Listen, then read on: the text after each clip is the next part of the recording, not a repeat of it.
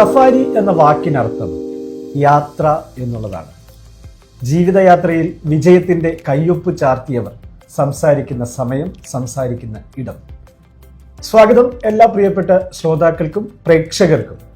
ഇന്ന് നമുക്കൊപ്പമുള്ള അതിഥി safari group of കമ്പനീസിന്റെ deputy ചെയർമാനും മാനേജിംഗ് ഡയറക്ടറുമായ സൈനുൽ ആബിദീൻ സാറാണ്. സാർ നമസ്കാരം. റേഡിയോ സുനോയിലേക്ക് സ്വാഗതം. ഒരുപാട് സന്തോഷമുണ്ട് സാറിനെ ഹോസ്റ്റ് ചെയ്യാൻ സാധിച്ചതിൽ. ഒരുപാട് സാറിൻ്റെ സ്ഥാപനത്തിൻ്റെ അല്ലെങ്കിൽ നിങ്ങളുടെ സ്ഥാപനത്തിൻ്റെ പേര് പറയുന്നത് പോലെ തന്നെ ജീവിതം ഒരു യാത്രയാണ്, വലിയ യാത്രയാണ്. പ്രവാസം ഒരു യാത്രയാണ്, വലിയ യാത്രയാണ്. ഏകദേശം 47 വർഷത്തെ പ്രവാസ ജീവിതം. എന്നാണ് ഇവിടെ ഖത്തറിലേക്ക് ആദ്യമായിട്ട് എത്തുന്നത്? 1978 വരുന്നത്. മാർച്ചിലാണെന്ന് എൻ്റെ ഓർമ്മ. 1978. അന്നത്തെ ഒരു സാഹചര്യം എന്ന് പറയുന്നു, നമ്മളും ഒരു ഡെവലപ്പ് ചെയ്യാത്ത അല്ലെങ്കിൽ വലിയൊരു എഡ്യൂക്കേഷൻ, കേവലം ഒരു ഡിഗ്രി വരെയുള്ള എഡ്യൂക്കേഷനാണെന്ന് എനിക്ക് കിട്ടിയത്. പക്ഷെ പൊതുവേ അന്നത് വലിയൊരു എഡ്യൂക്കേഷനാണ്. അതെ, ഖത്തറിത്തൊന്നും വികസിക്കാത്ത അല്ലെങ്കിൽ വേൾഡ് തന്നെ അതിനനുസരിച്ച് അത് ആ റേഞ്ചിനനുസരിച്ച് 47 ഇയേഴ്സ് വേൾഡും അത്രമാത്രം വികസിച്ചിട്ടില്ലല്ലോ. അപ്പോൾ അതിനനുസരിച്ച് ഖത്തറും ഉണ്ടായിരുന്നു. പിന്നെ ഒരു നല്ല രാജ്യം GCCയിലെ ഇവിടെ എത്താൻ കഴിഞ്ഞു. അത് വലിയ ഭാഗ്യമാണ്. അത് മുഖേന ഒരുപാട് നേട്ടങ്ങൾ ഉണ്ടാക്കാൻ സാധിച്ചു. വ്യക്തിപരമായും സാമൂഹ്യപരമായും സമൂഹത്തിലൊക്കെ വലിയ സന്തുഷ്ടനാണ്. സാറ് ഇവിടെ ഖത്തറിൽ വന്നിട്ട് ആദ്യം ചെയ്ത ജോലി എന്തായിരുന്നു? ആദ്യം എന്തായാലും ജോലിക്കായിട്ടായിരിക്കുമല്ലോ വരിക. അതൊരു നല്ല ക്വസ്റ്റ്യനാണ്. അപ്പം ഞാൻ ജോലി അന്ന് ഇഷ്ടാനുസരണം ഇവിടെ ഈ ശരിക്കും പറയുമ്പോൾ എഡ്യൂക്കേഷൻ കുറഞ്ഞൊരു കാലഘട്ടമൊക്കെ ആയതുകൊണ്ട് ജോലിക്ക് സാധ്യത കുറവാണ്. പ്രത്യേകിച്ച് മുസ്ലിം കമ്മ്യൂണിറ്റി ആ കാലഘട്ടത്തിൽ അത്രമാത്രം പഠിക്കില്ലായിരുന്നു. അപ്പം പക്ഷേ അന്നത്തെ എൻ്റെ എഡ്യൂക്കേഷൻ വലുതാണ്. അപ്പോൾ ഇവിടെ ഈസി ആയിട്ട് കേബിൾ ആൻഡ് വയർലെസ്, ഇന്നത്തെ ഒരീടുവിൻ്റെ അന്നത്തെ first name cable and wireless ആണ്. Okay, cable and wireless, LCT department, കാപ്കോ എന്നിവിടെ ജോലി കിട്ടാൻ സാധ്യതയുണ്ട്. എൻ്റെ കൂടെ പഠിച്ച അല്ലെങ്കിൽ എൻ്റെ അറിയുന്ന സുഹൃത്തുക്കളൊക്കെ അങ്ങനെ ജോലി ചെയ്യുന്നുണ്ടായിരുന്നു. എന്നെ കൊണ്ടുവന്ന എൻ്റെ മൂത്ത സഹോദരൻ, അദ്ദേഹം ഇന്ന് എൻ്റെ കൂടെ ഇല്ല, മരിച്ചുപോയി. ഹമീദ് ഒക്കെയാണ് എൻ്റെ മൂത്ത സഹോദരൻ. അദ്ദേഹം പറഞ്ഞാ നോ, ജോലി വേണ്ട, നമുക്ക് ബിസിനസ് മതി. കാരണം അതിലാണ് നമുക്ക് എന്തെങ്കിലുമൊക്കെ ചെയ്യാൻ പറ്റുന്നത്. ഒരു ഫാമിലി ലൈഫ് ഇനി അല്ലെങ്കിൽ ഒരു സമൂഹത്തിന് സേവ് ചെയ്യാനൊക്കെ നമുക്ക് ബിസിനസ് ആവണമെന്ന് പറയും. അങ്ങനെ അദ്ദേഹം ഒരു ജോലിയിൽ നിന്ന് എൻ്റെ പല സുഹൃത്തുക്കളും വിളിച്ചു ചാൻസ് ഉണ്ട്, അദ്ദേഹം അനുവദിച്ചില്ല. അങ്ങനെ പ്രത്യേകിച്ച് നോളജൊന്നും ബിസിനസ് ചെയ്യാനുള്ള എക്സ്പീരിയൻസോ അറിവോ ഒന്നും ഇല്ല. പക്ഷെ അദ്ദേഹത്തിൻ്റെ ഒരു ഭാഷയാണ്. അങ്ങനെ നിൽക്കുമ്പോൾ എനിക്ക് ഫസ്റ്റിൽ ഞാൻ 3 ദിവസം ജോലി ചെയ്തിട്ടുണ്ട്. അദ്ദേഹം നാട്ടിൽ പോയി. എന്നോട് നീ വെയിറ്റ് ചെയ്തോ, 2-3 മാസം കഴിഞ്ഞിട്ട് നമുക്ക് ആരംഭിക്കാം, വെറിയാവേണ്ട കാര്യമില്ലെന്ന്. ഞാൻ എനിക്ക് അന്നത്തെ ലോക്കൽ ഗാർഡിയുണ്ട് സുഫി ഹാജി, അദ്ദേഹം മരിച്ചുപോയി. അദ്ദേഹം പറഞ്ഞ അമിത നീ ജോലിക്ക് എന്തായാലും പോകണം, അമിതൊക്കെ വന്നിട്ട് നോക്കാം എന്ന നിർദ്ദേശത്തിൽ ന്യൂ വേൾഡിൻ്റെ ആദ്യ രൂപമുണ്ട്, ഒരു റെഡിമെയ്ഡ് ഹോൾസെയിൽ, അതിൽ എന്നെ ജോയിൻ ചെയ്യിച്ചു. അങ്ങനെ ഞാൻ 3ാമത്തെ ദിവസം അതിൻ്റെ ബോസ് ഒരു 150 റിയാൽ കൈ തന്നിട്ട്, നിനക്ക് ഇറാനി അറിയില്ല, ഹിന്ദി ഫ്ലുവൻ്റ് അല്ല, ശരിയാവില്ല. അത് ആദ്യ ജോലിയിൽ തന്നെ 3ാമത്തെ ദിവസം ടെർമിനേറ്റ്. അപ്പോൾ ഈ ജ്യേഷ്ഠൻ്റെ നിർദ്ദേശം അങ്ങനെ കിടക്കുന്നുണ്ടല്ലോ. അങ്ങനെ വരുമ്പോഴാണ് അന്നത്തെ ഖത്തർ എന്ന് പറയുന്നത് ഇന്നത്തെ പോലെ ഫെസിലിറ്റീസോ അല്ലെങ്കിൽ വീഡിയോ, TV-യോ അല്ലെങ്കിൽ യൂട്യൂബോ മൊബൈലോ ഒന്നും ഇല്ലല്ലോ ആ കാലം. അന്ന് ആകെ ഉള്ളത് ഇതാണ്, അതായത് കാസറ്റ് രംഗം, ഓഡിയോ വീഡിയോ രംഗത്താണ്. അപ്പോൾ എൻ്റെ നാട്ടുകാരനും ഇന്ന് ജീവിച്ചിരിപ്പില്ല, ബഹുമാനപ്പെട്ട പി അലിഹാജിക്ക, സിംല അലിക്ക എന്ന് പറയും. അദ്ദേഹം ഒരു കാസറ്റ് ഷോപ്പ് ആരംഭിക്കുന്നു, എന്നെ ക്ഷണിച്ചു, നീ വന്ന് നിൽക്കുന്നത്. അങ്ങനെ അതിലാണ് ജോയിൻ ചെയ്യുന്നത്. 1 മാസം കൊണ്ട് തന്നെ അദ്ദേഹം പറഞ്ഞു, നമ്മൾ ഈക്വൽ പാർട്ട്ണറാണ്, പാർട്ട്ണർഷിപ്പിലാണ് പോകുന്നതെന്ന്. അപ്പോൾ ഒന്ന് അത്രമാത്രം ആ രംഗവും ഡെവലപ്പ് ചെയ്തിട്ടില്ല. വീഡിയോ പിന്നെ ഇതിലേക്ക് മലയാളം വീഡിയോസ് ട്രാൻസ്ഫർ ചെയ്ത് തുടങ്ങിയിട്ടില്ല വീഡിയോയിലൊക്കെ. അന്ന് ഹിന്ദി പടങ്ങൾ ധാരാളമായിട്ട് വീഡിയോക്കകത്ത് വന്നിരുന്നു. ഓഡിയോ കാസറ്റ് ആരംഭിച്ചു, അതും പ്രിന്റഡ് ആയിട്ടൊന്നും ആയിട്ടില്ല. അതിലിങ്ങനെ പോകുമ്പോഴാണ് ഫസ്റ്റിൽ, അതായത് പിന്നെ ബീച്ച് ഫിലിംസ്, സ്ത്രീ, പുതിയ വെളിച്ചം, കടൽപ്പാലം, പൊന്നി എന്ന 4 പടം വീഡിയോ ട്രാൻസ്ഫർ ആവുന്നത്. അപ്പൊ അന്ന് ഖത്തറിൽ ഓഡിയോ വീഡിയോ രംഗത്തായത് കൊണ്ടും എൻ്റെ ഇങ്ങനെയുള്ള ആറ്റിറ്റ്യൂഡും ഈ ലുക്കായിരുന്നു ഞാൻ നല്ല ഒരു അട്രാക്ഷനായിരുന്നു. അപ്പം ജനങ്ങൾക്ക് എന്നിലേക്ക് വരൽ അത്യാവശ്യമാണ്, കാരണം ഇത് റെന്റിന് കൊടുക്കലാണല്ലോ. അങ്ങനെയാണ് അതിലാണ് ആരംഭം. അത് നന്നായി വളർത്തി ശരിക്കും ഒരു 2 വർഷമാകുമ്പോഴത്തേക്ക് തന്നെ കാസറ്റ് രംഗം വല്ലാതെ ഡെവലപ്പ് ചെയ്തു. പിന്നെ ശരിക്കും അതൊരു എന്താ പറയുക ആപ്റ്റായിട്ടുള്ള ഒരു ടൈമാണ്. കാസറ്റ് ആളുകൾ പ്രവാസികൾ സ്വന്തം റൂമുകളിലേക്ക് വാടകയ്ക്ക് എടുത്ത് അത് ഓഡിയോ കാസറ്റിൽ കേട്ട പാട്ടുകളൊക്കെ ഏതൊക്കെയായിരുന്നു? അന്നത്തെ എന്ന് പറയുമ്പോൾ ആദ്യ കാലഘട്ടത്തിൽ ഇത് വന്ന മാപ്പിള പാട്ടുകളാണ്. ഓക്കെ അഴകേറും മോളേവാ എന്നൊക്കെയുള്ളത്. പിന്നെ മലയാള ഫിലിമില് ഈ പിന്നെ മംഗളം നേരുന്നു ഞാൻ മനസ്സിന് പിന്നെ ഒരുപാട് യേശുദാസിന്റെ ഹിറ്റ് പാട്ടുകളില്ലേ, ഇളയന്നൂർ മഠത്തിലെ ഇളക്കുയിലെ, അങ്ങനെ കുറേ നല്ല സോങ്സ്. പക്ഷെ അന്ന് നമ്മൾ നാട്ടിൽ നിൽക്കുമ്പം കല്യാണങ്ങൾക്കാണല്ലോ ഈ പാട്ടുകൾ കേൾക്കുക. അന്ന് കേട്ട പാട്ടുകളൊക്കെ എന്നെ അതിൽ വല്ലാതെ അട്രാക്ട് ചെയ്തു. ഇന്നത്തെ ഈ ഹൈപ്പർ മാർക്കറ്റ് പോലെ തന്നെ ഞാൻ അതിനെ മനോഹരമായി കൊണ്ടുപോയി. 2 വർഷം കൊണ്ട് ദുബായിൽ നിന്ന് ഒരു 4 ട്രക്കൊക്കെ കാസറ്റൊക്കെ വരുന്ന രീതിയിലേക്ക് ഡെവലപ്പ് ചെയ്തിട്ടുണ്ട്. മാത്രമല്ല അന്ന് ഇതിന് ആദ്യ കാലഘട്ടത്തിൽ ഇതിന് പ്രത്യേകിച്ച് ലൈസൻസ് വേണ്ട. ഇന്നിപ്പോൾ മിനിസ്ട്രി ഓഫ് ഇൻഫർമേഷന്റെ ലൈസൻസ് ഒക്കെ വേണമല്ലോ. അപ്പൊ ഞാൻ ലോക്കൽ പിന്നെ ഈ ചെറിയ ചെറിയ കടകളുണ്ടല്ലോ, ആ കടകളിൽ കാസറ്റ് കൊണ്ടുപോയിട്ട് പിന്നെ അവരെ പറഞ്ഞ് കൗൺസിൽ ചെയ്ത് അവിടെ വെച്ച് അങ്ങനെ മാർക്കറ്റ് ഉണ്ടാക്കിയിട്ട് അവിടെ നിന്നും വാടകയ്ക്ക് പോകും. അതെ, ഓക്കെ. പിന്നെ ഈ വീഡിയോ വാടക അന്ന് 30 റിയാലാണ് വാടക, ഭയങ്കര സ്ട്രിക്റ്റ് ആണ്. അപ്പം ഡെപ്പോസിറ്റ് അപ്പൊ പരിചയം ഉണ്ടെങ്കിൽ ഡെപ്പോസിറ്റ് വേണ്ട. അപ്പം എന്നോട് പരിചയപ്പെടുക പിന്നെ ഉണ്ടാവുക എന്നുള്ള അന്നത്തെ ഒരു വലിയ എനിക്ക് ഇന്നല്ല എൻ്റെ ആ ജീവിതം എനിക്ക് ഭയങ്കര സന്തുഷ്ട ഒരു കാലഘട്ടമാണ്. ജനങ്ങൾക്കിടയിൽ ഫാമിലീസും അല്ലാത്ത ഇന്ററാക്ഷൻ. പിന്നെ ഒരു ശരിക്ക് അന്നത്തെ പോലെ ഒന്നിക്കെ യേശുദാസ് അല്ലെങ്കിൽ അന്നത്തെ മമ്മൂട്ടി മോഹൻലാൽ പോലെ ഞാനും ഫെമിലിയർ ആണ്. കാരണം നമ്മുടെ കയ്യിലാണ് ആൾക്കാർക്ക് എന്റർടൈൻ ചെയ്യാനുള്ള പ്രോഗ്രാമുകൾ ഇവിടെ കണ്ടക്ട് ചെയ്തിട്ടുണ്ട്. മമ്മൂട്ടി ആദ്യം ഈ വിൽക്കാണ്ട് സ്വപ്നങ്ങൾക്ക് ശേഷം ഒരു ഗ്യാപ്പ് ഉണ്ടായിരുന്നു. അദ്ദേഹത്തെ ഖത്തർ കൊണ്ടുവന്ന് ഞങ്ങൾ ഹിജാസ് വീഡിയോ ആണ്. അതുപോലെ തന്നെ ജയറാം ബിഫോർ ഫിലിമിൽ പോകുന്നതിന് മുമ്പ് കലാഭവനിലും കൊണ്ടുവന്നിട്ടുണ്ട്, പടത്തിന് ശേഷം കൊണ്ടുവന്നിട്ടുണ്ട്. എനിക്ക് തോന്നുന്നു അത് AVA ഉണ്ണി സാറ് അദ്ദേഹം അത് വീഡിയോ ക്യാപ്ചർ ചെയ്യുകയും ആ വീഡിയോ ഈ അടുത്ത കാലത്ത് ഭയങ്കരമായിട്ട് വൈറലാവുകയും ചെയ്തിട്ടുണ്ട്. കറക്റ്റാ. കലാഭവന്റെ ആയിരുന്നാലും ഈ പ്രോഗ്രാം ആയിരുന്നാലും പിന്നെ ഈ മരിച്ചുപോയ മോനിഷ മണിയാമ്പിള്ള മണിയില്ലേ, രാജുവിനെ കൊണ്ടുവന്നായിരുന്നു. അങ്ങനെയുള്ള ആർട്ടിസ്റ്റിനൊക്കെ കൊണ്ടുവരികയും അന്നും പ്രോഗ്രാമൊക്കെ നടത്തിയിട്ടുണ്ടായിരുന്നു. സത്യത്തിൽ അത് യാദൃശ്യമാണ്. 88 അതിൽ നിന്ന് ചേഞ്ച് ആവുന്നത്. അപ്പോഴത്തേക്ക് കോപ്പി റൈറ്റിനൊക്കെ വാല്യൂ ഇല്ലാതായി. ആൾക്കാരൊക്കെ അങ്ങോട്ടും ഇങ്ങോട്ടും കോപ്പി അടി പ്രശ്നങ്ങളൊക്കെ വരുമ്പോൾ ഇതിന് വാല്യൂ ഇല്ലാതെ വന്നു. പിന്നെ ഞാൻ മെച്ചോർഡായി, ഫീൽഡ് മാറണം, അതൊരു കുട്ടിത്വത്തിന് ചേരുന്നതും ഒക്കെയാണല്ലോ ചില കാഴ്ചപ്പാടുകൾ. കാസറ്റുകളൊക്കെ ഇപ്പോഴും ഇപ്പൊ ഒത്തിരി കാസറ്റ് നാട്ടിലാണ് ഉള്ളത്. ഞാൻ വന്ന ഓരോ പോക്കിനും 2 കാർട്ടൂണൊക്കെ കാസറ്റാണ് കൊണ്ടുപോകുക. അത് കാരണം ഈ പാട്ട് കളയാൻ പറ്റൂല, ഈ പടം കളയാൻ പറ്റൂല. അല്ല, ഇപ്പോഴും ആ പഴയകാല കാസറ്റുകളൊക്കെ പല വിദ്യ ഉപയോഗിച്ച് അത് നമുക്ക് സേവ് ചെയ്യാൻ പറ്റുന്ന ഓപ്ഷൻസ് ഉണ്ട്. അങ്ങനെ അതിലേക്ക് ഞാൻ പോയിട്ടില്ല. ഇപ്പം പിന്നെ ബിസി ഷെഡ്യൂളിലേക്ക് പോയില്ലേ, പിന്നെ അതെല്ലാം ഇന്നൊരു വട്ടായിട്ട് കാണൂല ആളുകൾ.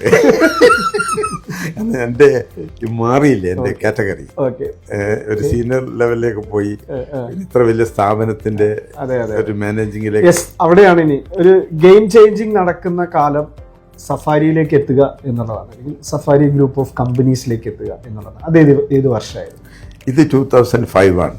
ആക്ച്വലി ഞാൻ ഇതിൽ നിന്നൊക്കെ ചേഞ്ചായി 95 റീറ്റെയിൽ രംഗത്ത് സ്റ്റാർട്ട് ചെയ്യുന്നത്. അത് വെസ്റ്റ് വേ പെട്രോൾ സ്റ്റേഷനകത്താണ്. ആ ഷോപ്പ് ഇന്നും ഉണ്ട്. അതാണ് എൻ്റെ സ്റ്റാർട്ടിങ്. അപ്പോൾ ഈ റീറ്റെയിൽ രംഗത്തേക്ക് അങ്ങനെ വന്നു. പിന്നെ ഒരു ഷോപ്പ് കൂടി ആരംഭിച്ചു. അപ്പോൾ ഈ രംഗത്തെക്കുറിച്ച് നന്നായി എനിക്ക് ഒരു ബോധ്യം വന്നു. കാരണം ഫുഡാണല്ലോ ഏറ്റവും കൂടുതൽ. പിന്നെ അതുകൂടെ ഡിപ്പാർട്ട്മെന്റ് സ്റ്റോറും ഇത് കാലത്തിന്റെ മാറ്റത്തോടൊപ്പം ജനങ്ങൾക്ക് അത്യാവശ്യമുള്ളതാണെന്നുള്ള തോട്ട്സിൽ വന്നു. കേരിഫർ ആദ്യം വന്നു. അപ്പം ഞാൻ കേരിഫർ കാണാൻ പോയി. അപ്പോൾ ഭയങ്കര സ്വപ്നം കാണണം, അത്രയും വലിയ ഓപ്പൺ ചില്ലർ, ഫ്രീസർ, ഡാംഗ്ലർ. ഞങ്ങളൊക്കെ ചെറുതല്ലേ. അപ്പോൾ എനിക്ക് ആ സ്വപ്നത്തിലേക്ക് പോയി. ഇതൊക്കെ സാധിക്കുമായിരിക്കില്ല, കാരണം വലിയ ഇതല്ലേ. അങ്ങനെയെങ്കിലും ആ സ്വപ്നവും വെച്ചിങ്ങനെ നീങ്ങി. അങ്ങനെയാണ് 2004 ഞാനിപ്പോൾ ഞങ്ങളോട് നേരത്തെ മാടപ്പാട്ട ബോർസായുമായി സംസാരിച്ച് ഇന്നത്തെ സ്പോൺസറുകളായി കണ്ടിട്ട് ഈ 2005 മെയ് 5 ഞങ്ങളുടെ first safari hyper market salwar road start ചെയ്യുന്നത്. അപ്പോൾ അതിനുശേഷം സഫാരി മുകളിലേക്കൊക്കെ വരുന്നത് അതിനുശേഷമാണ്. അപ്പൊ അതിൽ തന്നെ ഇത് ബോൺ ആൻഡ് ബോട്ടം ഖത്തറാണ്. അപ്പോൾ പിന്നെ ഞങ്ങളുടെ നോളജ് വെച്ച് ഡെവലപ്പ് ചെയ്യാണ്. കേരിഫർ അതുപോലെ വേൾഡിൽ നിന്ന് വരികയാണ്. അപ്പോൾ ഇവിടെ ഞങ്ങൾ ഹൈപ്പർ മാർക്കറ്റ് എന്ന് പറഞ്ഞിട്ട് ഇവിടെ ആരംഭിക്കുന്നത് ഫസ്റ്റ് ഞങ്ങൾ ബോൺ ആൻഡ് ബോട്ടാണല്ലോ. അപ്പോൾ ഞങ്ങളുടേതായ ഐഡിയ ഒക്കെ അതിനെ ഡെവലപ്പ് ചെയ്തെടുത്തു, വളർത്തി. 2006 ഉമ്മുസലാലിൽ ഒരു ബ്രാഞ്ച് കൂടി ആരംഭിച്ചു, സഫാരി ഷോപ്പിംഗ് കോംപ്ലക്സ്.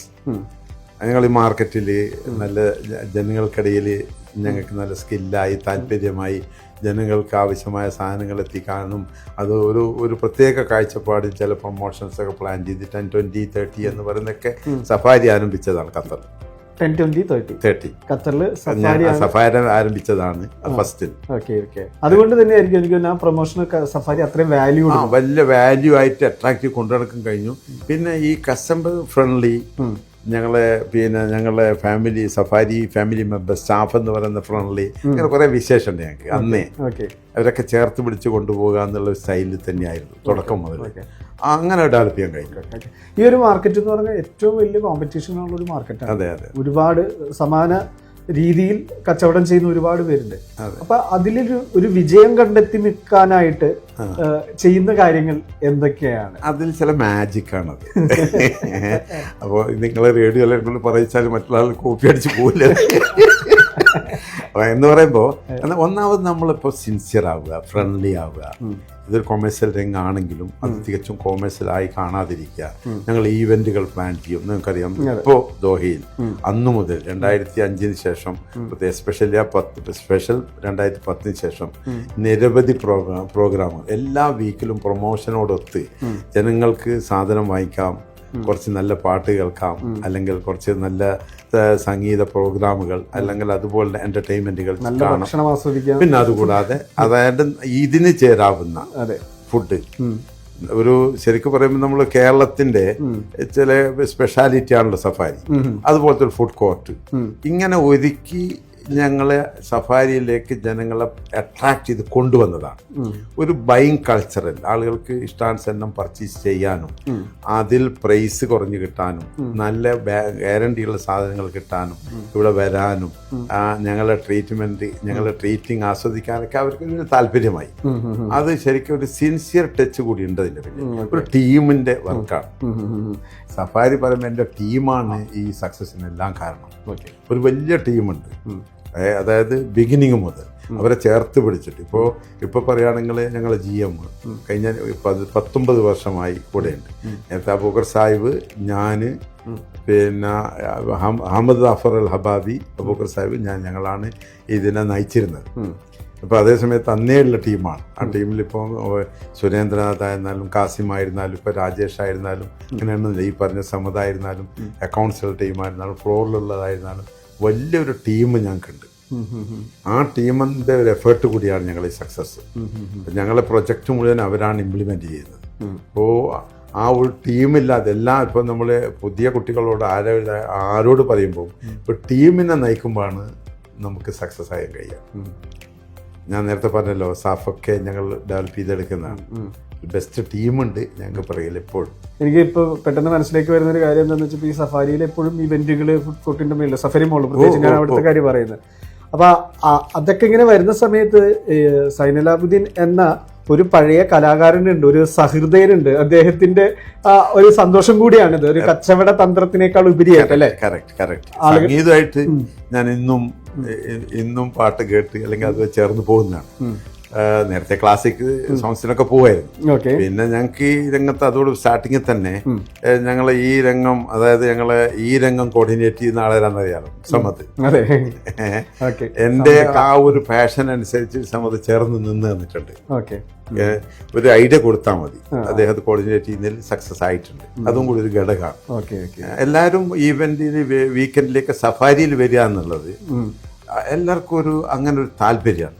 ഒരു പ്രാവശ്യം സത്യത്തിൽ കോഴിക്കോട് എയർപോർട്ടിൽ വെച്ചിട്ട് സംസാരിക്കുന്നത് കേട്ട ഒരാൾ വന്ന് പറഞ്ഞായിരുന്നു, ഖത്തറിലേക്ക് വന്ന് സഫാരി പോകണേ മോളെ എന്ന് പറഞ്ഞു.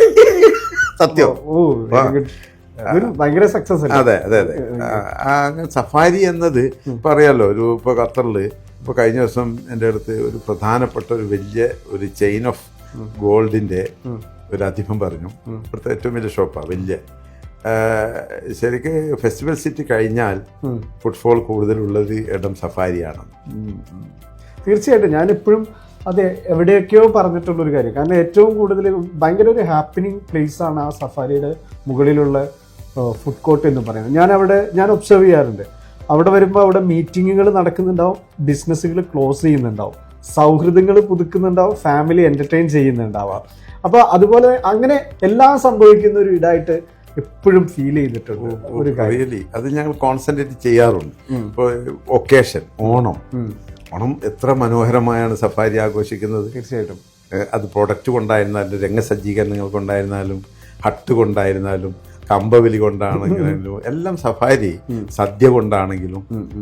സഫാരി എന്ന് പറയുമ്പോൾ അത് ഒരു സാധാരണക്കാരൻ്റെ ഒരു ഇടമാണ്. എല്ലാവർക്കും ഞങ്ങളതിൽ അവസരം വിട്ടുകൊടുക്കാറ്. പലപ്പോഴും ചില മീറ്റിങ്ങുകൾക്കൊക്കെ വിളിക്കുന്ന സമയത്ത് അബൂഹമർ ഭാഗത്തേക്കാണെങ്കിൽ ആരെങ്കിലും വിളിച്ചാൽ പറയാം നമുക്ക് അവിടെ കണ്ടാലോ, സഫാരിയിൽ കണ്ടാലോ, ഭക്ഷണം കഴിച്ചിട്ട് മീറ്റ് ചെയ്യാം. അല്ലെങ്കിൽ ചിലപ്പോൾ പലപ്പോഴും ബ്രേക്ക്ഫാസ്റ്റ് മീറ്റിങ്ങുകൾ അവിടെ നടക്കാറ് ഒരുപാട് സന്തോഷം നൽകുന്നുണ്ട്. അതോടൊപ്പം തന്നെ കസ്റ്റമേഴ്സിനെ പിടിച്ചു നിർത്താനായിട്ട് ഞാൻ എപ്പോഴും സഫാരിയിൽ വരുന്ന സമയത്ത് റിപ്പീറ്റഡ്ലി എനിക്ക് ഫേസസ് കാണാം. ഞാൻ കഴിഞ്ഞ ആഴ്ച പർച്ചേസിന് വന്നപ്പോൾ ഇദ്ദേഹം ഉണ്ടായിരുന്നല്ലോ, കഴിഞ്ഞ മാസം പർച്ചേസിന് വന്നപ്പോൾ ഇദ്ദേഹം ഉണ്ടായിരുന്നല്ലോ. അപ്പോൾ ആ ഒരു കസ്റ്റമേഴ്സിനെ പിടിച്ചു നിർത്തുന്നതിലുള്ളൊരു തന്ത്രം എന്താണ്? അതും ഒരു മാജിക്കാണ്. അത് അങ്ങനെ തരംതിരിച്ച് പറയുന്നത് ശരിയല്ല. പക്ഷേ നമ്മൾ ജനഹൃദയത്തിലേക്ക് കടക്കാന്ന് പറയില്ലേ, അത് തുടക്കം മുതൽ. ഇപ്പോൾ ഒരു ദിവസം ഞാൻ അവിടെ നിൽക്കുമ്പോൾ എൻ്റെ അടുത്ത് ഒരാൾ പറഞ്ഞു, അബിദ്ക ഞങ്ങൾ കിങ് ഫിഷും ഈ പ്രോൺസൊക്കെ ഇഷ്ടാനുസരിച്ച് വാങ്ങിച്ച് കഴിച്ച് കൂട്ടിയ സഫാരി വന്നതിന് ശേഷമാണ്. നേരത്തെ അത് ഒരു റോയൽ ഫുഡാണ്, 45 റിയാലൊക്കെ എന്നൊക്കെ കിലോ വാങ്ങിയിരുന്നത്. അപ്പം അതിനെയൊക്കെ പ്രൈസ് ബേസിൽ താഴെ കൊണ്ടുവന്ന് ഞങ്ങളാണ്. സാധാരണക്കാർക്ക് വാങ്ങിക്കാവുന്ന രീതിയിൽ ഞങ്ങൾ ഡയറക്റ്റ് സോഴ്സ് ചെയ്യും ഏജൻസീൻ്റെ അടുത്ത്. അപ്പം തന്നെ പ്രൈസിൽ ഇതുണ്ടാവും. പിന്നെ ഒരു മിനിമം പ്രോഫിറ്റ് എന്നുള്ള ഒരു ടാർഗറ്റാണ് ഞങ്ങൾ, മാക്സിമം എല്ലാ പ്രോഡക്റ്റിലും. ഒരു ദിവസം ഞാനും ചെയർമാൻ, പിന്നെ നേരത്തെയുള്ള ചെയർമാൻ പകർ സാഹിബ് നിൽക്കുമ്പോൾ ഒരു കസ്റ്റമർ വന്നിട്ട് തന്നെ, വർഗീസ് നാളെ പേര്, അവർക്ക് മറ്റ് സ്ഥലങ്ങളിൽ നിന്ന് ഒരു മാസത്തെ പർച്ചേസ് ചെയ്യുമ്പോൾ 1100 ഒക്കെ വരും. ഈ ഫസ്റ്റ് പർച്ചേസ് ചെയ്യുമ്പോൾ 850 റിയാൽ ഞങ്ങൾക്ക് വരുന്നുള്ളൂ എന്ന് പറഞ്ഞ അനുഭവമുണ്ട്. അപ്പം പ്രൈസിൽ ഞങ്ങൾ എപ്പോഴും കോൺസെൻട്രേറ്റ് ചെയ്യാറുണ്ട്. മിനിമം പിന്നെ പ്രോഫിറ്റ് എടുക്കാനും പിന്നെ എല്ലാ മേഖലകളിലും ഞങ്ങൾ ടച്ച് ചെയ്യും. ബൈയിങ്ങിലും പർച്ചേസിലായിരുന്നാലും, അത് ഇൻവെൻട്രിയിലായിരുന്നാലും, പ്രൈസിങ്ങിലായിരുന്നാലും, പ്രൊഡക്റ്റിലായിരുന്നാലും, ഫ്രഷ് ഫുഡിലായിരുന്നാലും, ഫിഷ് മട്ടനൊക്കെ ഞങ്ങൾ പ്രോഫിറ്റേ ടാർഗറ്റ് ചെയ്യാറില്ല. അത് സർവീസ് ഏരിയ പോലെയാണ്. കാരണം ആളുകൾക്ക് ഇഷ്ടാനുസരണം വരാനും അത് കിട്ടാനും ഉള്ള സംവിധാനം ഒരുക്കുക. അത് എല്ലാ ഡിപ്പാർട്ട്മെന്റിനും പ്രോഫിറ്റ് വേണമെന്ന് ചിന്തിക്കാറില്ല. ഫ്രഷ് ജനങ്ങൾക്ക് സാധാരണക്കാർക്ക് വാങ്ങിക്കാനുള്ളതാണ്. അത് ഞാനീ പറഞ്ഞ അനുഭവം എല്ലാവർക്കും ഉണ്ട്. ഈ അടുത്ത ദിവസം പോലും ഇവിടെ ഇന്ന് വരെ 15 കുറച്ച് ആരും കിങ് ഫിഷ് വിറ്റില്ല. 975 കഴിഞ്ഞ ദിവസം കിലോ കിങ് ഫിഷ് വിറ്റിട്ടുണ്ട് സഫാരി. ഈ ഓഫറുകളൊക്കെ എടുത്തതിൽ ഡയറക്റ്റ് ഇടപെടും. ഇടപെടും. കാരണം അതൊരു പാഷനാണ്. നമ്മൾ അത് തന്നെയാണല്ലോ ഈ ടീമിനെയും ചേർത്ത് പിടിച്ച് ഇവരോട് ഒത്തു സഞ്ചരിക്കാന്നല്ലാതെ മട്ടുപ്പാവിലിരുന്ന് നിയന്ത്രിക്കുന്ന സ്വഭാവം സഫാരിക്കില്ല, എനിക്കും ഇല്ല. ഇന്നും ഈ 47 hours ആണെങ്കിലും 11-12 hours വർക്ക് ചെയ്യാൻ ഇവർ കൂടെ നിൽക്കുക, ഫ്ലോറിൽ പോവുക, എല്ലാവരെയും കാണുക, അതൊക്കെ സഫാരിയുടെ സ്പെഷ്യലാണ്. അങ്ങനെ ആണ് അതിനൊക്കെ ആളുകളെ അട്രാക്ട് ചെയ്ത് ഞങ്ങൾ എത്തിക്കാൻ കഴിയുന്നത്. അതോടൊപ്പം നമ്മൾ ഈ ഒരു വീഡിയോയിലേക്ക് വരുന്നതിന് മുമ്പ് കഴിഞ്ഞ ആഴ്ചയിൽ റേഡിയോ സുനോയിലൊരു വീഡിയോ നിങ്ങൾ കണ്ടിരിക്കും. സഫാരി ഗ്രൂപ്പ് ഓഫ് കമ്പനീസ് അവരുടെ സഹപ്രവർത്തകർക്ക് അല്ലെങ്കിൽ അവർക്ക് ടീംമേറ്റ്സിന് നൽകുന്ന ഫെസിലിറ്റിയും കാര്യങ്ങളും ഒക്കെ കൊണ്ടുള്ളൊരു വീഡിയോ ഞാൻ ചെയ്തിരുന്നു. അന്നേ പറഞ്ഞിരുന്നു ഇതുപോലെ നമുക്കൊന്ന് വിശദമായിട്ടിരിക്കണം എന്നുള്ളത്. അപ്പോൾ ഇപ്പോഴും എനിക്ക് ആ വീഡിയോ കണ്ടു കഴിഞ്ഞപ്പോൾ ഈവൻ ഞങ്ങളുടെ മാനേജ്മെൻറ്റ് തന്നെ പറയായിരുന്നു ആ വീഡിയോ കണ്ടു കഴിഞ്ഞപ്പോൾ ഒരുപാട് സന്തോഷം തോന്നി എന്നുള്ളത്.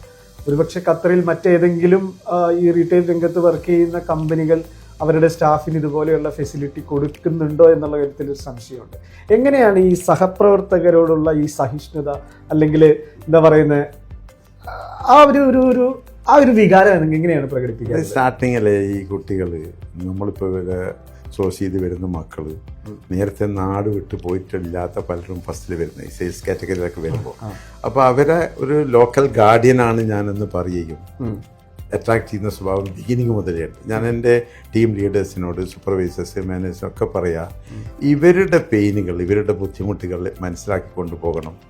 ഒരു കുട്ടി വന്ന ഉടനെ അടുത്ത ഒരു വീക്ക് അവരെ കെയർ ചെയ്യണം. ഫസ്റ്റിൽ ഫുഡ് കഴിക്കാൻ വിടണം, ഫസ്റ്റിൽ റൂമിലേക്ക് വിടണം, ഇനി ടെൻഷൻ കാണുക ഫോൺ എടുത്ത് കൊടുത്തിട്ട് വീട്ടിൽ വിളിക്കാൻ പറയണം. അങ്ങനെ അവരെ പ്രൊഡക്റ്റാക്കി തീർക്കണമെന്ന് നേരത്തെ ഞങ്ങളൊക്കെ ഒരു പ്ലാനാണ്. അതുപോലെ ഇവരിപ്പോൾ അതായത് ഇവർക്കിപ്പോൾ നമ്മളെ സംബന്ധിച്ച് ഇവർ ഞങ്ങളെ അക്കോമഡേഷൻ താമസിക്കുകയാണ്. കാരണം ഇവർക്ക് ഇഷ്ടാനുസരണം പുറത്തു പോകും ടൈമിൽ വരാൻ കഴിയില്ല, പോകാൻ കഴിയില്ല. ഞങ്ങൾ അതിന് ഫ്രീ ട്രാൻസ്പോർട്ടേഷൻ കൊടുക്കും, ഫ്രീ ഫുഡ് കൊടുക്കും, ഫ്രീ അക്കോമഡേഷൻ്റെ ഒരുപാട് ഫെസിലിറ്റീസ്. പലരും അതിന് പിന്നെ ഫണ്ടാണ് കൊടുക്കുക, അലവൻസാണ് കൊടുക്കുക. ഞങ്ങൾ 3 ടൈം ഫുഡ് കൊടുക്കും.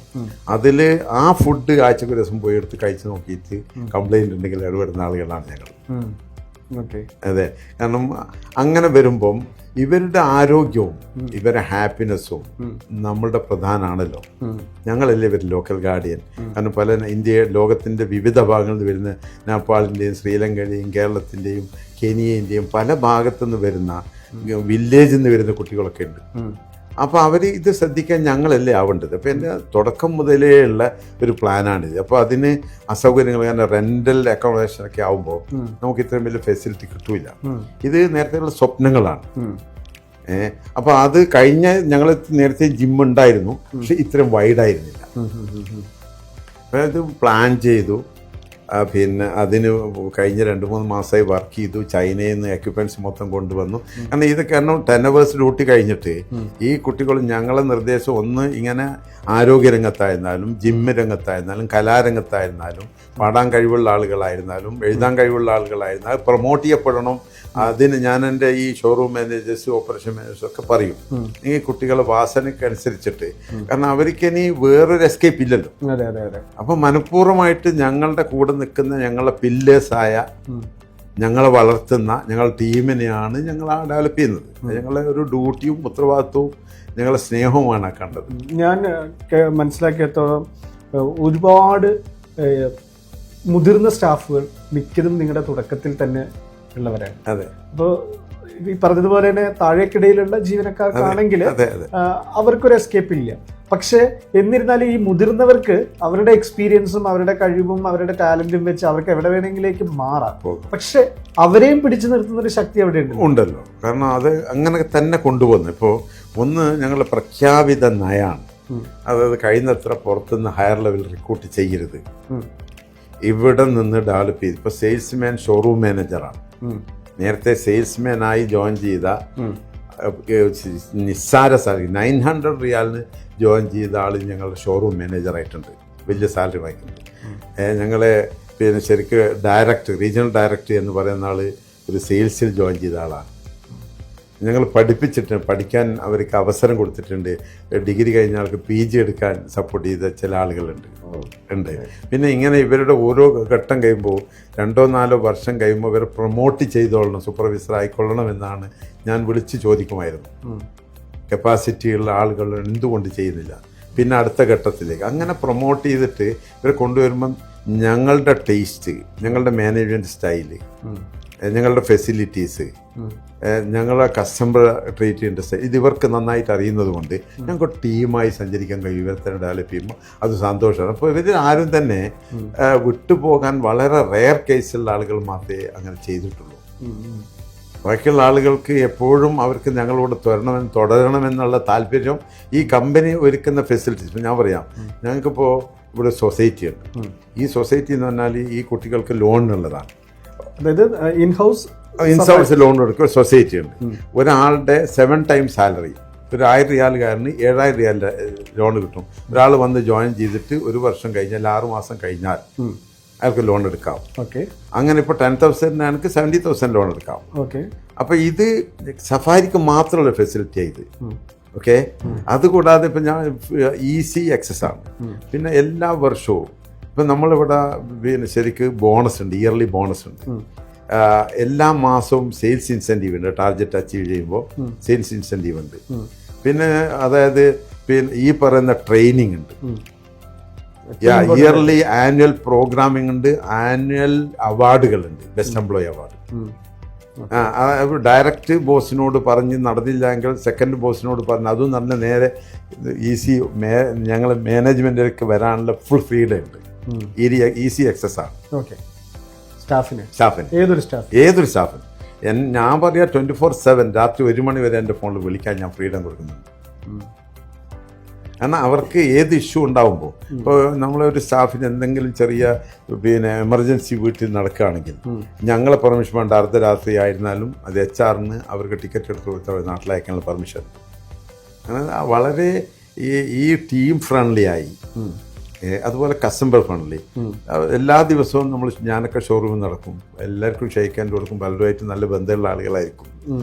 അപ്പോൾ അതെല്ലാം നേരത്തെ ചോദ്യത്തിന്, കാരണം ഈ ഒരു പക്ഷേ ഇപ്പോൾ ഖത്തറിലാണ് ഞങ്ങൾ ഔട്ട്ലെറ്റ് കൂടുതലുള്ളത്, അതുകൊണ്ടായിരിക്കാം ഞങ്ങൾക്ക് ഇത്രമാത്രം ആളുകളെ ട്രീറ്റ് ചെയ്യാൻ കഴിയുന്നത്. പിന്നെ വേറെ വിശേഷം എന്ന് പറഞ്ഞാൽ ഇപ്പോൾ നമ്മളിപ്പോൾ ഹൈ എൻഡ് ലാസ്റ്റ് എൻഡിൽ നിന്ന് പർച്ചേസ് ചെയ്തിട്ടാണ് നമ്മൾ സെയിൽ ചെയ്യുന്നത്, ലോക്കലല്ല. അപ്പം എല്ലാ റീറ്റെയിലേഴ്സിനും ചൈന, തുർക്കി, ഇന്ത്യ 3 ഇടങ്ങളിൽ നിന്നാണ് പർച്ചേസ് ചെയ്യാൻ ഈസി. മറ്റുള്ളതല്ല ഇന്നത്തെ ആവശ്യം. അപ്പോൾ ഈ അവിടുന്ന് തന്നെ പർച്ചേസ് ചെയ്യും, ബെസ്റ്റ് പ്രൈസിന് കൊടുക്കുകയും ബെസ്റ്റ് പ്രൊമോഷൻസ്. ഇപ്പോൾ 1 to 9 ഭയങ്കര സക്സസ് ആയിരുന്നു. അതെ, ആ പ്രൈസ് പോയിന്റിൽ കൊണ്ടുവരാൻ ഇതിലൊരു ആക്ടിങ് ഇല്ല, അത് ബ്രാൻഡ് അല്ലാത്ത സാധനം കൊടുക്കുന്നില്ല. അതെ, അപ്പോൾ ആ പ്രൈസ് പോയിന്റ് കൊണ്ടുവന്ന്, അതായത് പ്രോഫിറ്റിൽ തന്നെ മേക്കിങ്ങിൽ വലിയ ലക്ഷ്യങ്ങളില്ല, മിനിമം ലക്ഷ്യമാണ്. അതൊക്കെ എപ്പോഴെങ്കിലും ചിന്തിച്ചിരുന്നോ? 47 വർഷം മുമ്പ് ഖത്തറിൽ വരുന്നു, ഇത്തരത്തിൽ ഒരു ആഘോഷിക്കപ്പെടുന്ന വിജയത്തിലേക്ക് എത്താൻ സാധിക്കുമെന്നുള്ള അങ്ങനെ ഉണ്ടായിരുന്നോ? നല്ലൊരു ക്വസ്റ്റ്യനാണ്. അതായത് ആ സ്വപ്നം ഉള്ളതാണ്. ഞാൻ ആ കാലഘട്ടം നാട്ടിൽ ദാരിദ്ര്യങ്ങളൊക്കെ ഉള്ള കാലഘട്ടം. ഞാനൊരു സാധാരണ കുടുംബത്തിലാണ് ജനിച്ചത്. ഫാദർ ശരിക്കും പറഞ്ഞാൽ അതൊരു കാർഷിക മേഖലയാണ്. അദ്ദേഹം ഒരു പ്രമുഖനായിരുന്നു, സാമൂഹ്യമായിട്ട് വലിയ ആക്ടിവിറ്റീസ് ഒക്കെ ഉള്ള ആളായിരുന്നു. പക്ഷെ ഫൈനാൻഷ്യലി അല്ല.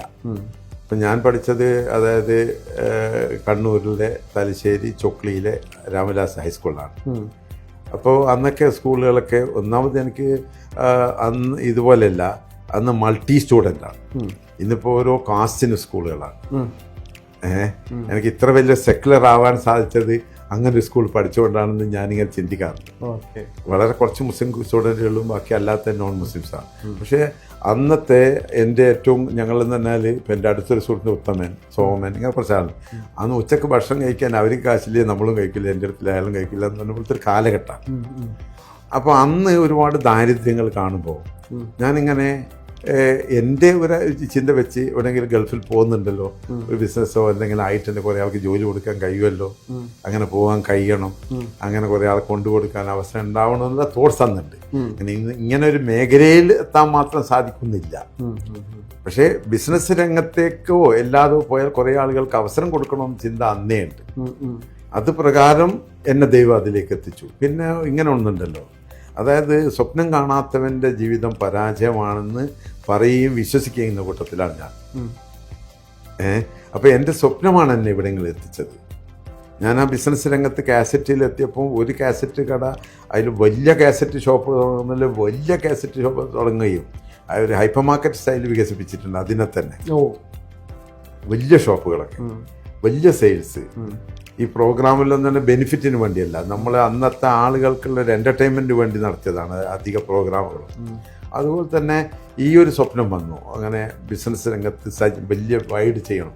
ഞാൻ പറഞ്ഞല്ലോ, വെസ്റ്റ് ബേ കോംപ്ലക്സ് ആരംഭിച്ചപ്പോൾ അന്നത്തെ ഒരു വലിയ ഷോപ്പാണ്. അന്നേ എൻ്റെ ഒരു സ്റ്റൈലായിരുന്നു, അങ്ങനെ വണ്ടിയിൽ സപ്ലൈ ചെയ്യില്ല, ക്രെഡിറ്റ് കൊടുക്കില്ല, അങ്ങനെ ഒരു നല്ല സ്റ്റൈൽ ചെയ്യണം. അതിലേക്ക് എത്തിച്ചു. അങ്ങനെ സ്വപ്നം കണ്ടു. ഞാൻ കാരിഫോർ പോയി കണ്ടപ്പോൾ വലിയ വൈഡായി ആരംഭിക്കണമെന്ന് കൊതിച്ചു. സാധിക്കുമെന്നറിയോ, ദൈവം അവിടെ എത്തിച്ചു.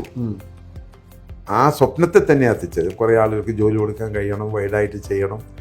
ആ ചെറിയ സ്വപ്നമായിരിക്കാം ഇവിടെ എത്തിച്ചത്. ശരിക്കും ഈ 47 വർഷം എന്ന് പറയുമ്പോൾ ഖത്തറിനെയും കൂടി നോക്കിക്കണ്ടുണ്ട്. ഖത്തറിനൊപ്പം കൂടിയാണ് വളർന്നിട്ടുള്ളത് അല്ലേ? ആ യാത്ര എങ്ങനെയാണ്? അതൊരു മനോഹരമായ യാത്രയാണ്. അതിമനോഹരം. കാരണം ഖത്തർ ഇപ്പോൾ നമ്മുടെ നാട്ടിലൊക്കെയുള്ള ഒരു കൊച്ചു ടൗണ് പോലും ചേരാത്ത തരത്തിലാണ്. തീരെ ഇവിടെയും ജനങ്ങൾ എഡ്യൂക്കേറ്റഡ് അല്ല. പക്ഷേ ഒരുപാട് റെസ്പെക്റ്റ് ചെയ്യുന്നുണ്ട് ഞാൻ ഖത്തറിനെ. ഖത്തറാണല്ലോ ഇപ്പോൾ നമ്മളൊക്കെ പോറ്റുമ്മ രാജ്യം. ഇങ്ങനെയൊക്കെ ഇപ്പോൾ ഇന്ത്യയിൽ പോലും സാമ്പത്തികം ഉണ്ടെങ്കിൽ ഇത്രയും ഫീകടത്ത് ചെയ്യാൻ കഴിയുമെന്ന് അറിയാത്ത ഒരവസ്ഥ നമുക്ക് പലപ്പോഴും ചിന്തിക്കുമല്ലോ. ഇവിടെ ഈ ഗവൺമെൻറ് ചെയ്യുന്ന ഒരുപാട് ലിബറലൈസേഷനുണ്ട്, ഒരുപാട് വിട്ടുവീഴ്ചയുണ്ട്. നല്ലവരായ നല്ല കൾച്ചറാണ്, നല്ല ആതിഥ്യ മര്യാദയാണ്, എല്ലാത്തിനും സപ്പോർട്ടാണ്.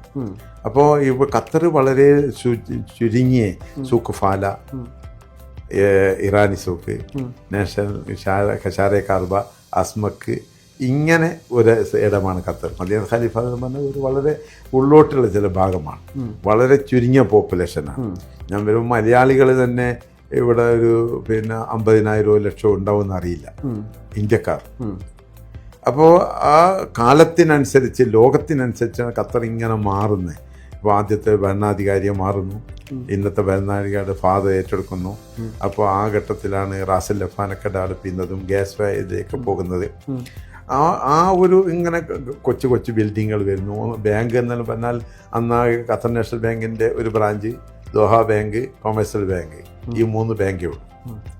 അപ്പം ലോകത്തിൻ്റെ ഒരു ഫാസ്റ്റ് ഡെവലപ്പിംഗ് നടന്നില്ലേ, IT മാറുന്നു, ലോകം മാറുന്നു, ഇന്ന് AI വരുന്നു. അതുപോലെ ഖത്തറിൻ്റെ മനോഹരമായ ആ പോക്കിനെ ആസ്വദിച്ചവരാണ് ഞങ്ങളൊക്കെ.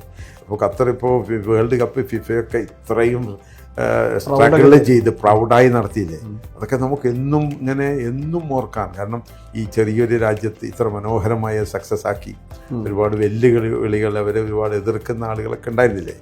അപ്പോൾ ഖത്തർ എന്ന് പറയുമ്പം അതായത് കേരളം കഴിഞ്ഞാൽ ചോര തിളക്കേണ്ട രാജ്യമാണ് ഒരു മലയാളി സംബന്ധിച്ച്. അപ്പം നമ്മൾ ഖത്തർ മാത്രമല്ലല്ലോ, ഖത്തർ കൊണ്ട് കേരളം ഡെവലപ്പ് ചെയ്തിട്ടുണ്ടല്ലോ. എനിക്കൊക്കെ പറയാനുള്ളത് തന്നെ കേരളത്തിൻ്റെ ഡെവലപ്മെൻറ്റ്സ് എന്ന് പറഞ്ഞാൽ ഇപ്പം ഇന്ത്യ വിഭജിച്ചല്ലോ, പക്ഷെ വിഭജിക്കാത്ത കേരളം എന്നാണ് ഞാനൊക്കെ പറയാം. ആ കേരളത്തിൻ്റെ എഡ്യൂക്കേഷൻ രംഗത്തൊക്കെ പ്രവാസ ലോകത്തെ ഈ ആളുകളുടെ വരവും മുഖേന ഉണ്ടായ മാറ്റം വളരെ വലുതാണ്. കാരണം ഇവിടുന്ന് അങ്ങോട്ട് ഒരുപാട് കൾച്ചറൽ പോയിട്ടുണ്ട്. അവിടെ ആളുകളോടൊക്കെ ഇപ്പോൾ ഇന്നത്തെ ഒരു ആറ്റിറ്റ്യൂഡ് മാറ്റം എന്ന് പറയുന്നത് വിദേശത്ത് നിന്ന് വന്നത് തന്നെയാണ് പലതും. അപ്പോൾ അവിടെ വിദ്യാഭ്യാസ രംഗമായിരുന്നാലും ടെലികമ്മ്യൂണിക്കേഷൻ രംഗം പോലും വികസിക്കുന്നത് പ്രവാസ രംഗമാണ്. കാരണം നമുക്ക് വിളിച്ചാൽ കിട്ടാതെ വരുമ്പോൾ അത് നമ്മൾ ഈ രാഷ്ട്രീയ പാർട്ടി നേതാക്കളോട്, ഡിപ്പാർട്ട്മെൻറ്റ് ആളുകളോട് എന്തുകൊണ്ട് എക്സ്ചേഞ്ചിങ്ങൾ നമ്മുടെ പ്രദേശത്ത് കൊണ്ടുവരുന്നില്ല എന്നുള്ള അന്ന് 80 മുതൽ ഞാനൊക്കെ സംസാരിക്കുമായിരുന്നു. അപ്പോൾ അങ്ങനെ റോഡില്ലാത്ത കാര്യങ്ങൾ, അങ്ങനെ പല കാര്യങ്ങളും നമ്മളിങ്ങനെ സംസാരിക്കും. പിന്നെ ലീഡേഴ്സ് വരും, അവരെ നന്നായിട്ട് ട്രീറ്റ് ചെയ്യും. പിന്നെ നമ്മളിലുള്ള ഈ കൾച്ചർ, ഇവിടുത്തെ ഈ അറബി കൾച്ചർ, ഇതൊക്കെ അവിടെ നമ്മൾ പോയി ചെലവഴിച്ചാലോ എക്സ്ചേഞ്ച്. അപ്പോൾ ശരിക്കും പറയുമ്പം ഖത്തർ മാത്രമല്ല ഡെവലപ്പ് ചെയ്ത്, ഈ പ്രവാസ ലോകത്തുള്ള ആളുകൾ മുഖേനയുണ്ട് വിദ്യാഭ്യാസ രംഗത്ത്. ഇപ്പം ഞാൻ ഇവിടെ നിന്നും കൊണ്ട് നാട്ടിൽ വന്ന 1-2 വലിയ ആർട്സ് ആൻഡ് സയൻസ് കോളേജ്, അതിൻ്റെ ഫൗണ്ടറാണ് ഞാൻ, അതിൻ്റെ വൈസ് ചെയർമാനാണ്.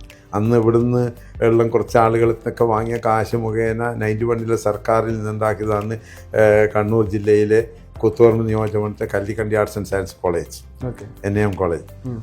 അതുപോലത്തെ NAM ഹയർ സെക്കൻഡറി സ്കൂൾ. കാരണം അന്നൊക്കെ വിദ്യാഭ്യാസ സ്ഥാപനങ്ങൾ പോലും നാട്ടിൽ അത്രമാത്രം ഉണ്ടായിരുന്നില്ലല്ലോ. അപ്പം അങ്ങനെ നിരവധി വിദ്യാഭ്യാസ സ്ഥാപനങ്ങൾ വരുന്നതിലും മറ്റു മതവിദ്യാഭ്യാസ സ്ഥാപനങ്ങളുമായും അല്ലാത്ത സാമൂഹ്യം. ഞാൻ പഴയ കാലത്ത് തന്നെ നാട്ടിലൊക്കെ റീഡിംഗ് റൂം, വായനശാലകളൊക്കെ ഉണ്ടാക്കാൻ ശ്രമിച്ചിട്ടുണ്ട്. വലിയ ഇവിടുത്തെ മാറ്റം നമുക്കങ്ങനെ ഒരു 5 മിനിറ്റ് കൊണ്ട് വർണ്ണിച്ചാൽ തീരുന്നതല്ല, ഇത് കണ്ടാസ്വദിച്ചതാണ്. ഇവിടുത്തെ മാറ്റം നാട്ടിന്റെ മാറ്റത്തോടൊപ്പം കൂടെ ചേർന്ന് നിൽക്കുന്നതാണ്. ഇവിടുത്തെ വിജയം പലപ്പോഴും നമ്മൾ അയക്കുന്ന പണത്തിലൂടെ അവിടെയും നമുക്ക് ഡെവലപ്പ് ചെയ്യാൻ സാധിക്കും. ഇപ്പോൾ ഗൾഫ് നാടുകളിൽ എന്തെങ്കിലും ഒരു ഇഷ്യൂ ഉണ്ടാകുകയാണെങ്കിൽ ഓട്ടോറിക്ഷ സ്റ്റാൻഡിലാണ് അത് എഫക്ട് ചെയ്യുന്നത് നാട്ടിലെ. കാരണം ഇവിടുന്ന് കാശ് പോക്ക് അയക്കൽ കുറയുമ്പോൾ 1 കിലോമീറ്റർ ഓട്ടോറിക്ഷ കയറുന്നത് മുതൽ ആളുകൾ കട്ട് ചെയ്യും. ഒബ്സർവേഷൻ.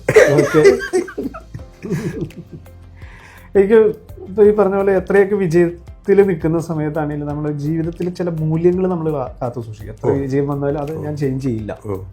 അത്തരത്തിൽ ആബിദ് ഖാന്റെ കൊണ്ട് നടക്കുന്ന ഒരു ജീവിത മൂല്യം എന്താണ്? ആക്ച്വലി ഞാൻ ഒരു സ്നേഹപ്രചാരകനാണ്. എനിക്ക് എൻ്റെ LP സ്കൂൾ കാലഘട്ടത്തിലുള്ള കൂടെ പഠിച്ച ആളുകൾ മുതൽ ഈ ഖത്തറിൽ വന്നു മുതലുള്ള ആളുകൾ മുഴുവനും ഞാൻ ഇന്നും തലോടി സ്നേഹിച്ച് വിളിച്ച് കൊണ്ടു നടക്കുന്നത്. അതാണ് എനിക്ക് ഫസ്റ്റ് പറയാനുള്ളത്. പഞ്ച്വലാവുക, അതായത് ഒരു സഹൃദയനാവുക, ചേർത്ത് പിടിക്കുക, വരുന്ന അവസരങ്ങൾ അഹങ്കാരത്തിനുള്ളതല്ല എന്ന് മനസ്സിലാക്കുക. പിന്നെ ഒരുപാട് ആളുകൾക്കുള്ള പ്രശ്ന പരിഹാരത്തിന് കൂടെ നിൽക്കുക. ഇതൊക്കെ ഇന്നും ഒരു ദിവസം ഒരാളെയെങ്കിലും സാമ്പത്തികമായോ അല്ലെങ്കിൽ സഹൃദയം കൊണ്ടോ വാക്കുകൊണ്ടോ നോട്ടം കൊണ്ടോ സഹകരിച്ചിട്ട് വേണം കിടന്നിറങ്ങാൻ ആഗ്രഹിച്ചിട്ട് ജീവിക്കുന്ന ഒരാളാണ്.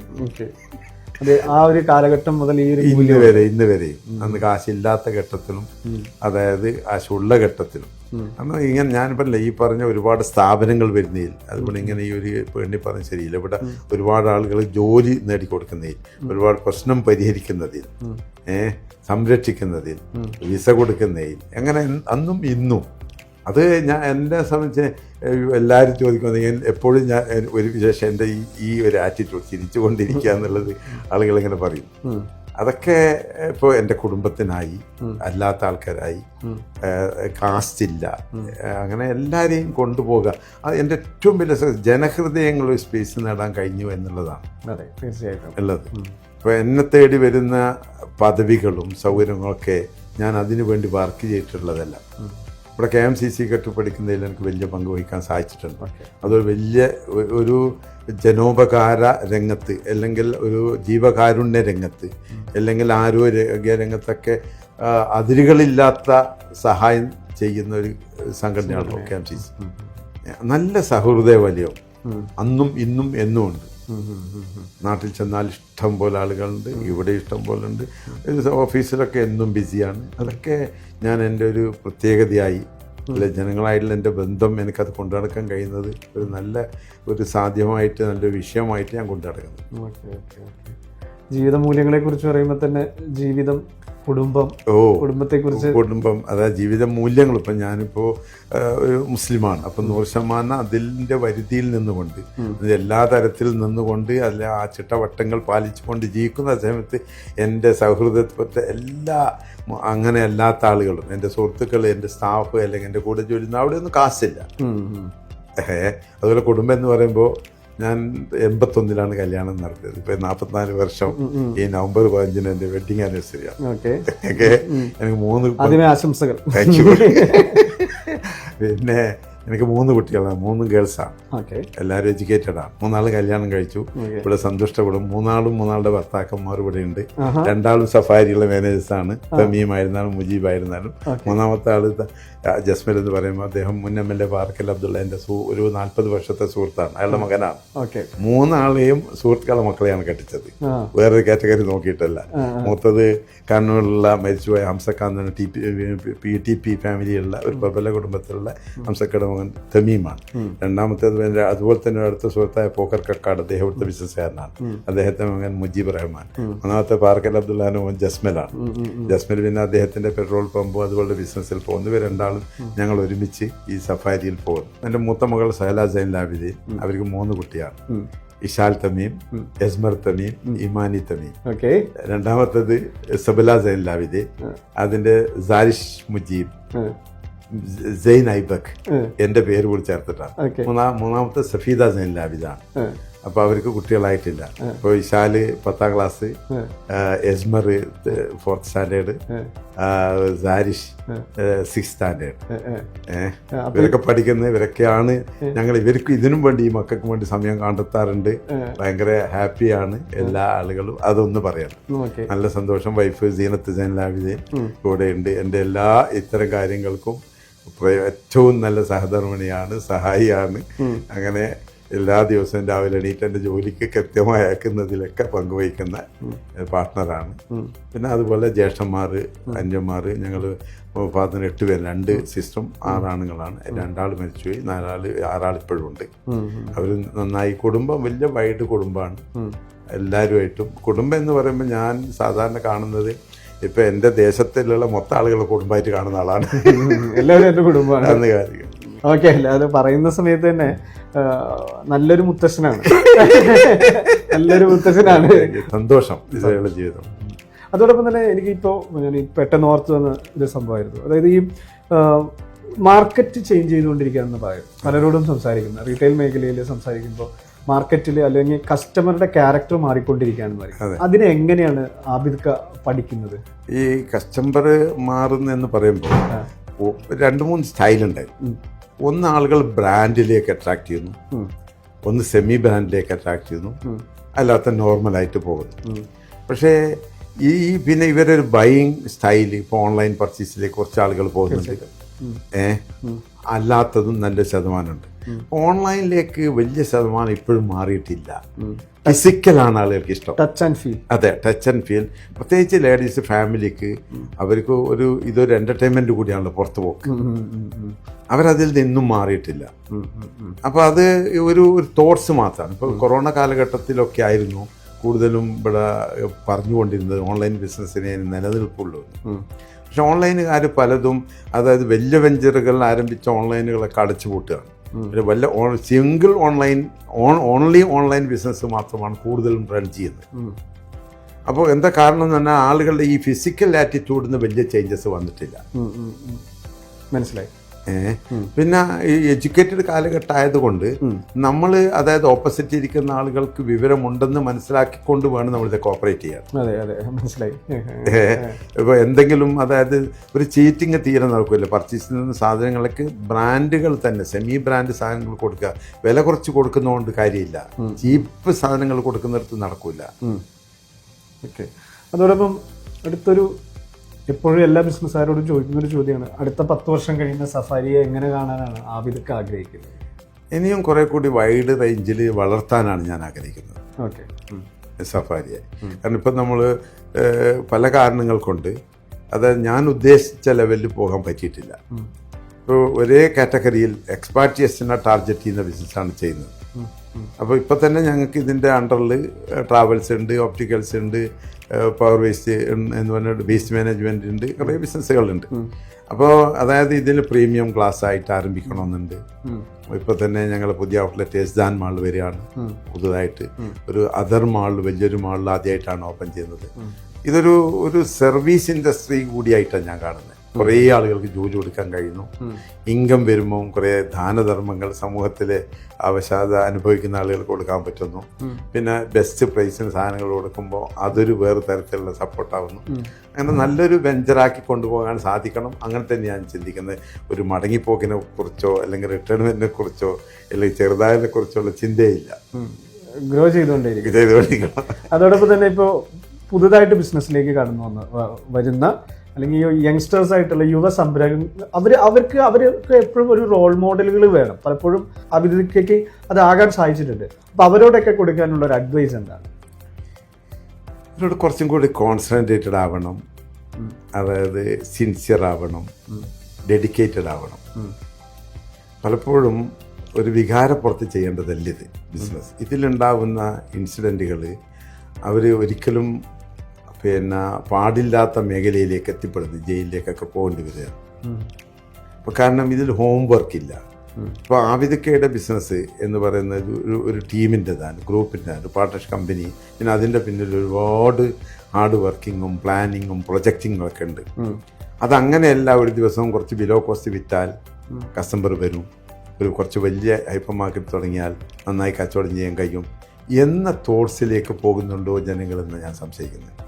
പക്ഷേ ഇതിൻ്റെ പേരിൽ ശരിക്കും പ്രൊജക്റ്റ് വേണം, പ്ലാനിങ് വേണം, സിൻസിയർ ആയിരിക്കണം, ഹാർഡ് വർക്കറായിരിക്കണം, ഡെഡിക്കേഷൻ വേണം. അങ്ങനെ പ്രൊജക്റ്റും പ്ലാനിങ്ങും ഇല്ലാതെ എൻ്റെ പ്രിയപ്പെട്ട സഹോദരന്മാർ എടുത്ത് ചാടരുത്. പിന്നെ മാർക്കറ്റിൽ ഒരുപാട് കോമ്പറ്റീഷൻ ഉണ്ട്. അതിനെ, അതായത് അതിജീവനം അതിനാണല്ലോ തയ്യാറാവേണ്ടത്. വെല്ലുവിളികളെ അതിജീവനത്തിന് തയ്യാറാവണ്ടേ. അത് കുറഞ്ഞു പോകുന്നിടത്താണ് പ്രശ്നങ്ങൾ. പിന്നെ ഇവിടെ ഇപ്പോൾ ഇവിടുത്തെ പോപ്പുലേഷൻ ഇത്രയാണ്, ഇവിടെ ഇപ്പോൾ ഈ കോൺട്രിബ്യൂഷൻ ഇത്ര ഒക്കെ ഉണ്ട്, ഇത്ര ഷോപ്പുകളുണ്ട്. അവരൊക്കെ വലിയ ഹമൂറുകളാണ്, വലിയ ഷോപ്പുകളാണ്. അപ്പോൾ ചെറിയ ആളുകൾ വന്ന് ഇറങ്ങുമ്പം പ്ലാനിങ് ഇല്ലാതെ വരുമ്പോൾ അവർ പെട്ടുപോവുകയാണ്. അത് ഏത് ഫീൽഡിലേക്ക് പോകുമ്പം ഇത് തന്നെ പ്ലാനിങ്ങും പ്രൊജക്റ്റും കോൺസെൻട്രേഷനും ഡെഡിക്കേഷനും ഒക്കെ ഉണ്ടാവണം, സൂക്ഷിച്ചാവണം. നമ്മളിപ്പോൾ ഒക്കെ റെഡിയാണ്. അതായത് മാതൃകയാവാനല്ല, അഡ്വൈസ് ചെയ്യാനോ പറഞ്ഞു കൊടുക്കാനോ തയ്യാറാണ്. ഒരാൾ ബുദ്ധിമുട്ടി പോകരുത്. ഏതായാലും ഈ ഒരു കഥ ഒരധ്യായത്തിൽ തീർക്കാൻ പറ്റുന്ന കഥകളൊന്നും അല്ല നമ്മൾ പറഞ്ഞു വരുന്നത്, അല്ലെങ്കിൽ ജീവിതാനുഭവങ്ങൾ അത്രയൊന്നും അല്ല. പക്ഷെ എന്നിരുന്നാലും എല്ലാ മേഖലയൊക്കെ ഒന്ന് തൊട്ട് തലോടി പോകാനായിട്ട് സാധിച്ചു എന്ന് കരുതുന്നു. ജീവിതത്തിൻ്റെ ഒരുപാട് അനുഭവങ്ങൾ, എക്സ്പീരിയൻസുകൾ, ഓർമ്മകൾ, നല്ല ചിന്തകൾ, മോശം സംഭവങ്ങൾ എല്ലാം കടന്നു പോകേണ്ട സംഭവമാണ്. അപ്പോൾ വീണ്ടും മറ്റൊരു അധ്യായത്തിൽ കുറച്ച് നാളുകൾക്ക് ശേഷം നമുക്ക് ഇരിക്കാം. എന്നുള്ളൊരു പ്രതീക്ഷയാണ്. എന്തായാലും ആബിദയ്ക്കും നിങ്ങളുടെ സഫാരി ഗ്രൂപ്പ് ഓഫ് കമ്പനീസിനും എല്ലാവിധ ആശംസകളും. സഫാരിയുടെ യാത്ര തുടരട്ടെ. Thank U.